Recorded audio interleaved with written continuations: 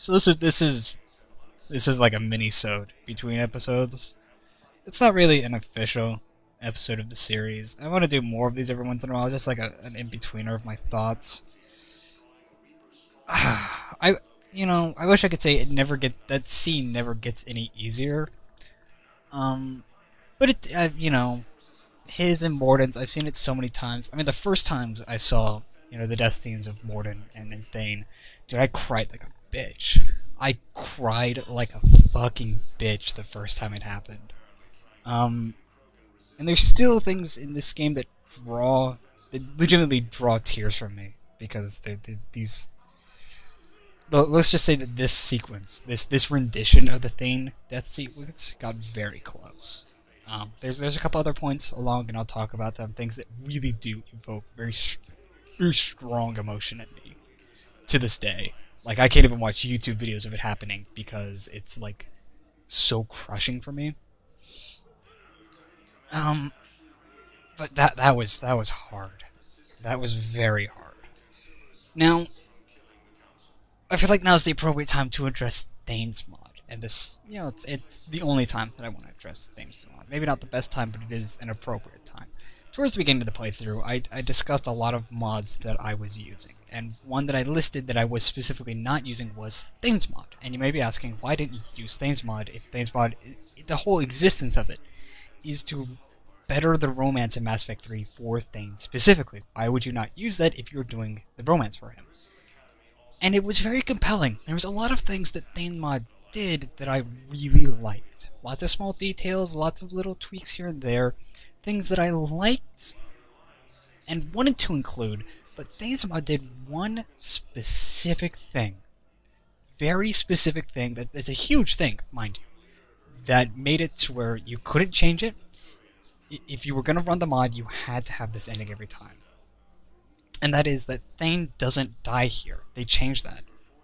So it's the big thing that it does, is it makes it so that Thane doesn't die in this sequence. Because if you didn't know, if Thane is dead in this playthrough, if he dies on the suicide mission, then it's actually Major Kirhei shows up and he saves the counselor's life. That is, if Kirhei is alive. If Kirhei is not alive, then nobody saves the counselor. The counselor actually dies, which is something that I didn't even realize was possible until I started to study Thane's mod. I thought Thane always saves him, and if Thane wasn't around, the counselor died. I didn't know. But it makes it so, ThaneMod makes it so that regardless of Thane's existence or not, Kirihei is always the one that steps in. Now I get what they're going for, right? If you want Thane romance, why would you kill him in the game, right? If you were going to do his romance. And they make a justification about, like, doesn't it make more sense for a Solarian to save the Solarian counselor? And I have issues with that, because it's not so much about the race, it's about the act of saving the counselor. And for a lot of reasons, this ending to Thane's character arc is the most appropriate ending ever. Thane's sacrifice is instrumental to his characterization. It is potentially one of the most important things that he does in the entire series. This is a man who spent his younger years working as an assassin, and eventually his work got his family killed, and so he spent his later years in life, after he had Kepros and after he knew he didn't have much time left, he spent those years trying to make the galaxy a slightly brighter place, and that's part of the reason why he takes on the suicide mission, because he wants to do good before he goes. And his final act of redemption is giving his life for galactic peace and stability in this trying times. It's instrumental to his character. It cannot be overstated how important it is that he dies on the Citadel. And I genuinely, fervently disagree with the implication that just because you romance him, he shouldn't die. I think it works stronger if he does die, and it's an unfortunate truth. It really is, and the mod makes a lot of concessions to making the canon work that Thane doesn't die, and there's a lot that goes into it, and I respect them for their work, but on a very fundamental level, I just don't agree with that choice. I don't agree with that idea at all, because it diminishes what Thane does. It hurts his character a little bit, and I disagree with it. I just don't think it works as well. I think this is the best ending, for lack of a better words. It's the most appropriate ending, at least. It's this is something that I tossed over my head endlessly for like a week, trying to figure out if I was going to do this or not. And like I said, I just don't agree with it. There's also bits that happen later on with Citadel and with the ending of the game that having Thane dead makes my story stronger. And this is a bit of a window into my kind of recording process, is that every Mass Effect experience is a little bit different.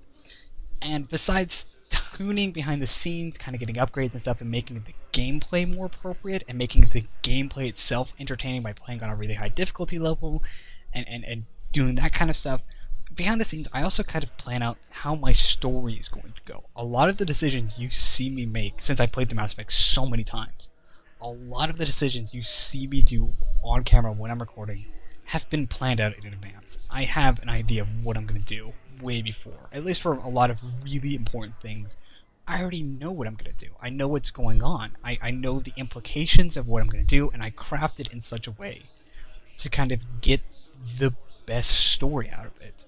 You know, the decision to kill the Arachnite Queen was decided before this playthrough ever even started. I knew that I would save her on Noveria, give her the second chance, and then kill her in Mass Effect 3. The decision to kill Kaidan in Mass Effect 1 was made way before the playthrough started.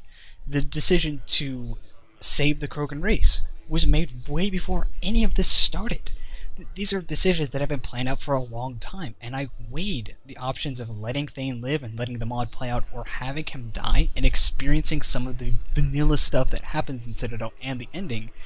And when I looked at my options very closely, and unfortunately in this process I kind of spoiled some of the things that would happen in the romance, but to each their own, I decided that it made the story here that we're telling, the story of Kristen Shepard, savior of the Citadel, savior of the Council, Human Alliance engineer, all that good stuff, that this made this story more interesting. That, you know, instead of playing fan fiction and letting Thane live and having a perfect happy ending to all of this, the death of Thane makes this story more interesting. And that was what really tipped the scale, is that I don't agree with the ideology of ThaneMod. I respect them. I really do respect the amount of work that's gone into ThaneMod. And I use Backoff, which is made by the same people. It's a fantastic set of mods. They're very talented people who have a lot of passion for Mass Effect, and I respect them for that. However, I fundamentally disagree with that decision. If there was a way to use ThaneMod and make it so Thane dies anyways, I would have jumped at the opportunity, because I think the mod is great. But without being able to change that decision, without fundamentally breaking the mod, there is no way I would have used it. That is truly one of the clinching decisions, is the fact that Thane lives through this sequence, that Thane lives on. It was fundamental to his character, and it's fundamental to this Shepard's story. And so that's why I didn't use it. And that's really all there is to it, is looking at this kind of stuff and deciding that. You know, there is an ending where Warden lives as well, but that's still not a perfect ending. I fundamentally also kind of disagree with these kind of concepts in Mass Effect as the perfect ending, right? Mass Effect 3 is all about sacrifice, and we'll see this theme many, many, many times over. We've already seen it a handful of times.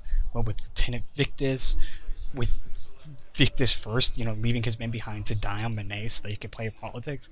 With Mordin, with, you know, Eve willing to put herself on the line to save the Genophage. All of this. The idea of sacrifice is massive in this game. It's a huge, overarching theme of the entire story. And crippling Thane's character by saving him, by removing that level of sacrifice, it weakens this game. It weakens the game, it weakens Thane's character, it weakens my player character, because this is a role-playing game, and I do think of the player character before I think of what would I do. I don't think, what would I do? I think, what would this character do?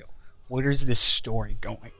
And making that decision to let Thane live, despite all of the good stuff that comes with ThaneMod, letting him live hurts his character, it hurts the game, and it hurts the story, and that's why I didn't use it.